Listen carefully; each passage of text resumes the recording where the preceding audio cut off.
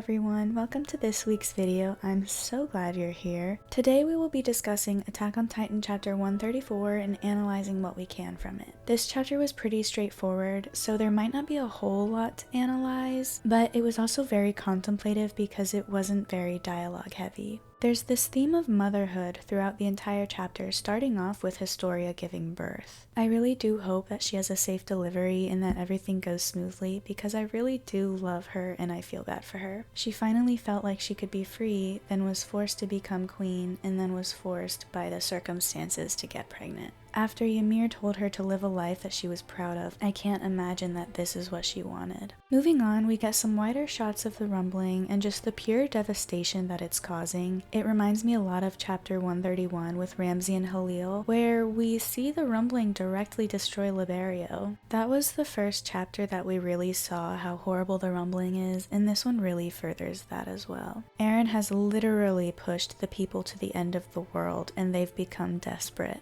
Next we get a clear juxtaposition between Historia giving birth and this mother tossing her baby into the crowd to save its life. Isayama definitely makes a point to highlight motherhood this chapter, and this scene furthers that motif. This mother is desperate to save her child through to the very last moments of her life, and has to rely on the rest of humanity to help her baby. In a show of morality, everyone literally lines up to help this baby, even if their deaths are ultimately inevitable. This transitions into another mother holding her baby, which again shows the importance of motherhood this chapter. We see that the Marleyan families have not made it onto the airships because they've all been deployed to stop the rumbling. They send off 13 ships, which is significant because it's the same number of years as Ymir's curse. As the ships are sent off, a Marley official makes a speech about how they were wrong for spreading such hate. I know a lot of people didn't like this speech, but I thought it actually showed that the people of Marley are finally starting to understand that they were wrong, and this is what it took to get there. They realized that the devils of the island were only devils because they thought they were.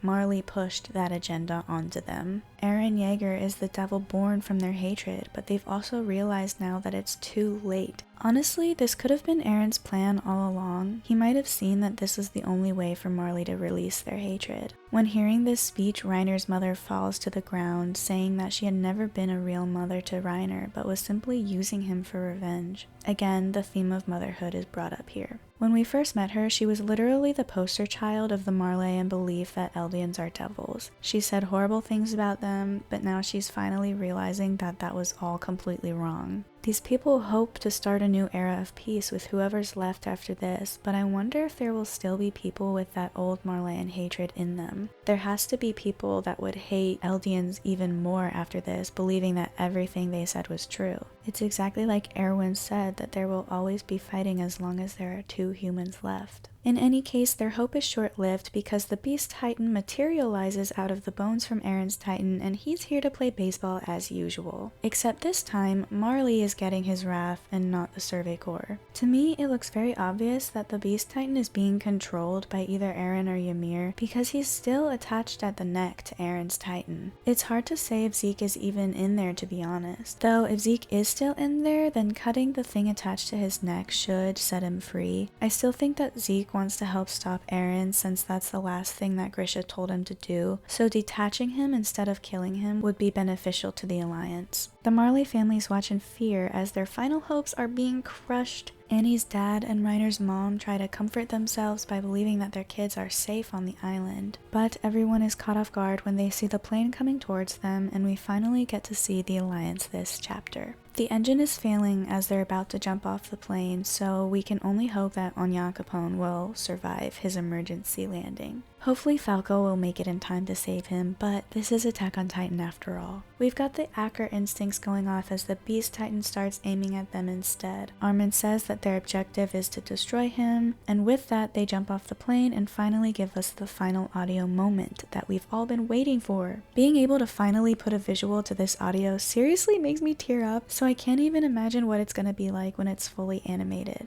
They all look so grown up, everything that they've worked towards is coming to its climax. Jean and Connie look pretty cool carrying at least 6 thunder spears each. Peak grabs the bombs, and Reiner transforms to protect the Alliance from the Beast Titan's rocks. His mom and the other people of Marley see this, and they realize that there are warriors and Eldians fighting together to stop the rumbling. The final panel shows the entire Alliance versus Zeke, with Aaron's attack titan up ahead. I just want to point out how far behind Levi is, which is unusual for him, who's usually the first to react. It just kind of proves how injured he really is and makes me fear whether or not he will survive this battle. I would love to see another God mode Levi like we saw in the No Regrets OVA, but I don't know if he would make it after that, and that makes me sad. Finally, we close out the chapter with Commander Armin telling Aaron that he's gonna drag him out from where he's hiding, as he always does. So yes, that has been my review of the chapter. If you made it this far, comment the cherry blossom emoji because that one's so pretty. Anyways, thank you so much for watching. I hope you enjoyed this video, and I will see you in my next one. Bye!